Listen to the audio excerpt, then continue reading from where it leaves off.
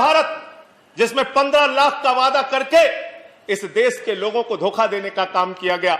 हमने देखा है वो नया भारत जिसमें 2 करोड़ नौजवानों को हर साल नौकरी देने की बात कह के 84% रोजगार घटा है। और हिंदुस्तान की आजादी के बाद पहली बार ऐसा हुआ कि 45 वर्षों में बेरोजगारी का स्तर सबसे ज्यादा अगर बढ़ा है तो इस कार्यकाल में बढ़ा है। हमने देखा है नया भारत मानव।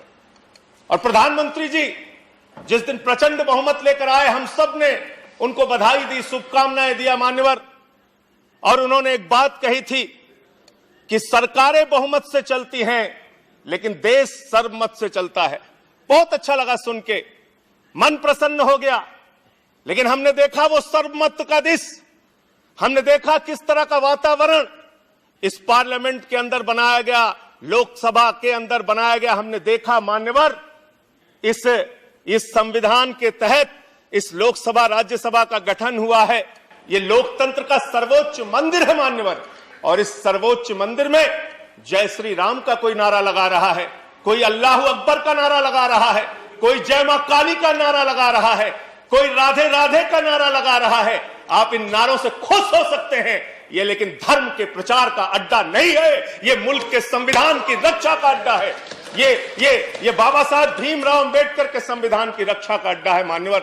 जिस सपने को लेकर हमारे वीर सपूतों ने अपने प्राणों की आहुति दी, उस सपने की रक्षा को करने का ये मंदिर है मान्यवर। यहां पर नारे लगा के हम एक दूसरे के ऊपर खुश हो सकते हैं। वंदे मातरम पे सवाल उठाते हैं, मुसलमानों की देशभक्ति पे आप सवाल उठाते हैं, और कुछ लोग ऐसी टिप्पणी भी करते हैं जो मेरी समझ में नहीं आता।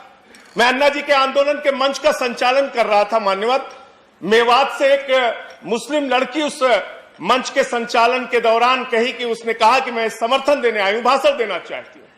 भाषण जब उसने समाप्त किया उस मुस्लिम लड़की ने, तो उसने कहा भारत माता की जय, भारत माता की जय, वंदे मातरम। और मैं उस विचारधारा से सहमत नहीं हूं। मेरा इस्लाम इतना कमजोर नहीं कि वो वंदे मातरम कहने से खत्म हो जाए। इस तरह की सोच के लोग हिंदुस्तान में रहते हैं। मैं जिस सुल्तानपुर के छोटे से शहर में काम करता था, वहां मेरे साथ शमशाद भाई काम करते थे। बहुत आपसे ज्यादा तेज भारत माता की जय वो लगा सकते हैं, वंदे मातरम लगा सकते हैं। आप आज इस नए भारत में कर क्या रहे हैं? झारखंड में क्या हुआ मान्यवर?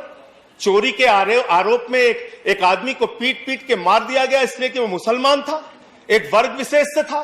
क्या इसकी चिंता इस सदन को नहीं होनी चाहिए? क्या धर्म के नाम पे इस देश के अंदर बंटवारे चलते रहेंगे? ये विविधता में एकता वाला देश है। यहाँ पे सभी धर्म, सभी जाति, सभी वर्ग के लोगों को सम्मान से रहने का हक है। लेकिन आपको तो दाढ़ी से आपत्ति हो जाती है, टोपी से आपत्ति हो जाती है। अच्छा हुआ आप 1857 में नहीं थे, वरना दाढ़ी रखाकर जिन उलेमाओं ने अंग्रेजों के खिलाफ लड़ते हुए अपने सर कटवाए, उनके बलिदान को आप शर्मिंदा करते, उनके बलिदान को आप शर्मिंदा करते। आप जानना चाहते हैं मुसलमानों का इतिहास, तो पढ़िए शहीद अशफाकुल्लाह को। जब फैजाबाद की जेल में उनको फांसी के फंदे पर ले जाया जा रहा था, उनसे पूछा गया आपकी कोई अंतिम इच्छा? तो उन्होंने कहा कुछ आरजू नहीं है, बस आरजू है इतनी, रख दे जरा से कोई खाके वतन कफन पे। यह है मुसलमानों का इतिहास, पढ़ लेना। बहादुर शाह जफर के इतिहास को पढ़ लेना। उनके बेटों का सर कटवा के रंगून की जेल में उनके सामने रखा गया मान्यवर। पुलिस के, अंग्रेज के पुलिस अफसर जब बहादुर शाह जफर को गिरफ्तार करने के लिए आए थे, तो उनका मजाक उड़ाते हुए उन्होंने कहा कि दमदमे में दम नहीं, अब खैर मांगो जान की, ऐ जफर ठंडी हुई शमशीर हिंदुस्तान की। तो उस बहादुर शाह जफर ने अंग्रेज अफसर को जवाब दिया था कि गाजियों में बू रहेगी, जब तलक ईमान की तख्त लंदन तक चलेगी तेग हिंदुस्तान की। हिंदुस्तान के मुसलमानों के इतिहास को पढ़िए तो उनके प्रति आपके मन में सम्मान पैदा होगा। और ये दाढ़ी और टोपी से और वंदे मातरम लगाने से और अल्लाह अकबर कहने से किसी का धर्म अगर कमजोर हो जाता है तो माफ कीजिएगा, आपका धर्म, आपके धर्म की व्याख्या बहुत कमजोर है। हिंदू धर्म जिसको हम मानते हैं, वो हिंदू धर्म तो कहता है वसुधैव कुटुंबकम, पूरा विश्व हमारा परिवार है। और आप भारत माता की जय लगाते हैं, आप भी जोर से लगाते हैं भारत माता की जय, हम भी जोर से लगाते हैं भारत माता की जय। लेकिन मुझे बताइए, दुनिया में कौन सी ऐसी मां है जो अपने बच्चों में भेद करती है? दलित बच्चे को अलग निगाह से देखेगी, मुसलमान बच्चे को अलग निगाह से देखेगी, पिछड़े बच्चे को अलग निगाह से देखेगी, सिख बच्चे को अलग निगाह से देखेगी। अरे मां तो वो मां होती है जो अपने कमजोर बच्चों का ज्यादा ख्याल रखती है। भारत माता की जय लगाना है तो दिल से लगाइए। पूरे हिंदुस्तान में रहने वाले 130 करोड़ हिंदुस्तानियों का साथ दीजिए, तब इस देश का विकास होगा। चमन में एक तलाते रंग बू से बात बनती है, चमन में एक तलाते रंग बू से बात बनती है। हम ही हम हैं तो क्या हम हैं, तुम ही तुम हो तो क्या तुम हो। इस बदलिए, इस धारणा को बदलिए, इस विचारधारा को बदलिए। आपने संघीय ढांचे का उल्लेख किया माननीय, देश के संघीय ढांचे को आप कैसे मजबूत कर रहे हैं, ये हमने दिल्ली में बहुत अनुभव किया है। आपने एक ऐसी सरकार को 4.5 साल तक चलने नहीं दिया जिसके इतिहास को अगर आप समझेंगे तो जरूर थोड़ी शर्मिंदगी आपको होगी।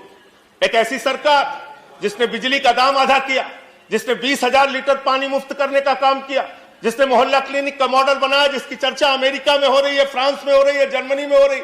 एक ऐसी सरकार जिसने सरकारी स्कूलों का कायाकल्प किया, एक ऐसी सरकार जिसने अपने बजट का 26% मान्यवर शिक्षा के ऊपर खर्च किया, एक ऐसी सरकार जिस सरकार ने 20% अपने बजट का हेल्थ के ऊपर खर्च किया। ऐसी अरविंद केजरीवाल की सरकार के खिलाफ आप रोज सीबीआई छोड़ देते हैं, रोज ईडी छोड़ देते हैं, 25-25 विधायकों को उठा के गिरफ्तार करके जेल में डालते हैं। आपके इस राष्ट्रपति के भाषण में कहा गया, मैं नहीं कह रहा, आप कह रहे हैं, आपके प्रधानमंत्री जी के वक्तव्य हैं, हम पब्लिक ट्रांसपोर्ट को देश में बढ़ावा देना चाहते हैं।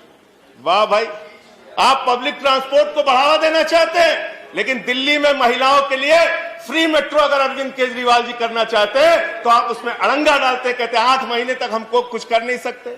अरे फ्री मेट्रो से ट्रैफिक कम होगा, प्रदूषण कम होगा। जो मेट्रो घाटे में चल रही है उसको हम अपने पास से मुनाफे के बजट से पैसा देंगे, आपका लाभ होगा। इसलिए साथियों, इसलिए मान्यवर, मैं कहना चाहता हूं, जेट एयरवेज, जेट बेरोजगारी की बात अगर हम करें,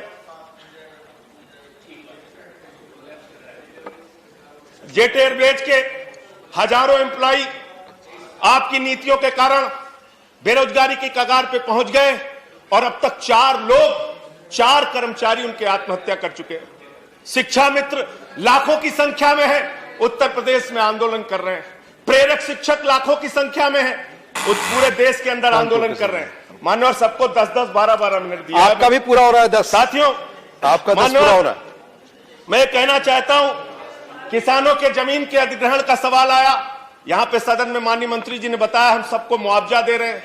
जौनपुर के क्षेत्र में, बुंदेलखंड के क्षेत्र में बहुत सारे लोगों को आज तक मुआवजा, किसानों की जमीन को ले लिया गया, मुआवजा नहीं दिया गया। बेरोजगारी के कारण नौजवान आत्महत्या कर रहा है। आप बड़े बड़े सीमा की सुरक्षा की दावे करते हैं, जवानों की सबसे ज्यादा शहादत आपकी सरकार के दौरान हुआ।